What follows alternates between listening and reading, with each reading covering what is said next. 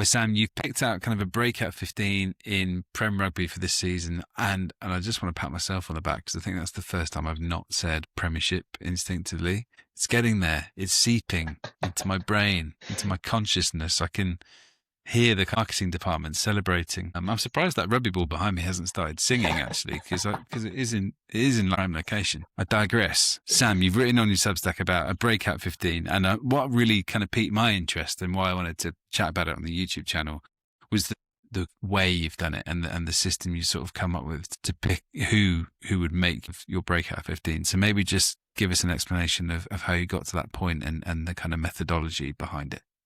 Yeah, so I had this idea a little while ago of I'm not very good at like fantasy sports because I kind of lose interest early doors. Although this year that I think is going to be different. I'm in the draft 15 one, but one of the things I struggle with as well is that often it doesn't really capture the value of a player, especially an underrated player. And so I had this idea of picking players who had played a certain number of minutes last year and then seeing how many more they played this year.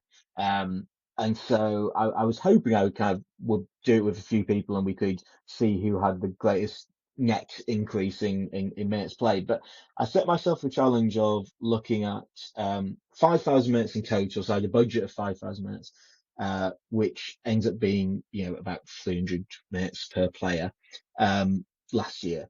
And I was taking that and I was thinking, okay, well, if they've only played 300 minutes in the Premiership last season, then obviously they have the potential to break out this year. They've not been a big name. I wasn't picking players who were injured last year who would potentially break out this season. It was just really interesting to go back and look at the list of players who were in there because there's some players who've played far more than you might anticipate and some who've played a lot less. I mean, one of the guys I've got on there is George Hendy.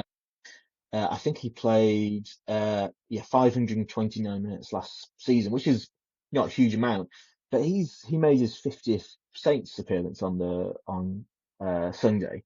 So there's players like that in there, and then there's perhaps some really unheard of or unheralded players who I think are on the